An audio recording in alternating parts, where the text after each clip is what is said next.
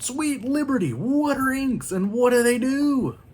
What's up everybody, I'm the Big Nerd, welcome to the channel, and today we're going to be talking about acrylic inks. I have some different types. I have Liquitex right here. I have one from Pro Acryl, which are just labeled as transparents. And I also have Game Ink from Vallejo. So today we're going to run through a couple of these through my airbrush and just kind of show you exactly what acrylic inks do. So just a brief explanation of what inks are is that they are transparent acrylics that help tint or glaze on different colors to a previously applied color. So you can get really cool transitions or just very slowly build up opacity on a color over like a zenithal highlight, for example. All right, with all that said, let's go ahead and get into it.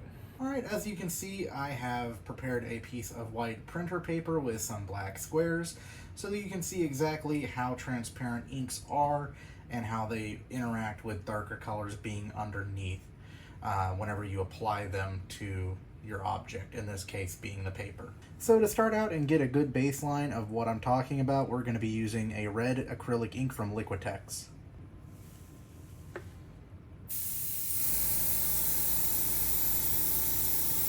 And that is what I mean by transparent. You're going to see whatever color that you put down on your miniature first really shine through with ink. So you're looking to tint the object, not make it completely opaque.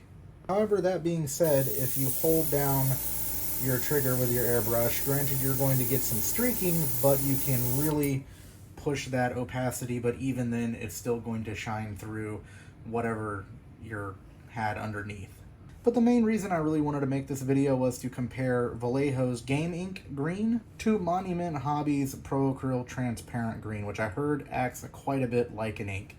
So with that said, let's go ahead and get both of these down and see exactly how they act and how opaque they are. And we'll go ahead and start with the one that I do have some experience in, which is the Vallejo ink.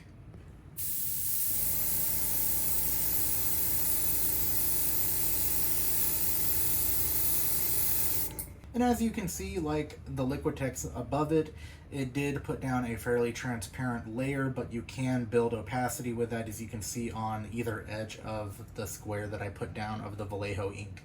All right, and now for the newcomer, totally untested. This is the first we're going to see it come out of an airbrush.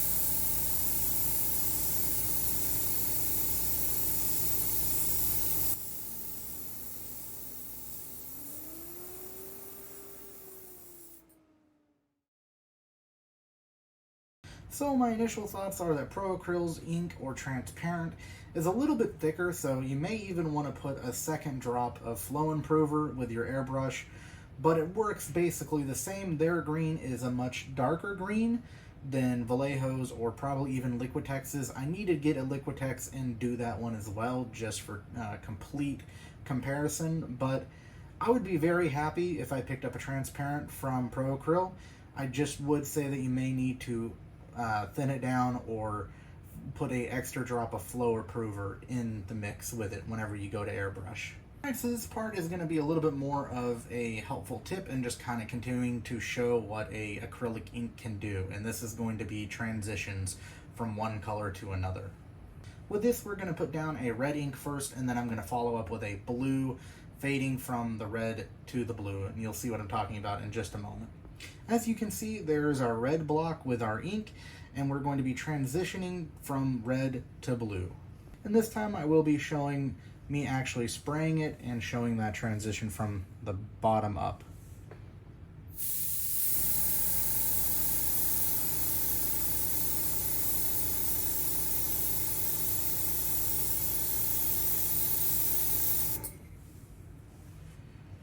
So I do hope that you can see this kind of clearly, but right here we start with blue, and then as we move into the red, we quickly get a dark purple, and then you see the red come back out. Alright guys, well thank you for watching. I hope y'all learned something today, and if you have any questions about acrylic inks, please leave them in the comments. I'd be more than happy to answer them. Till next time, I hope y'all having a great one, and I'll see y'all then.